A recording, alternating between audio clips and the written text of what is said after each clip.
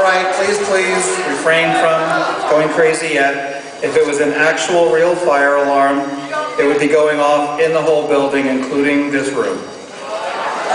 So somebody just needs an ass kicking for pulling the alarm out.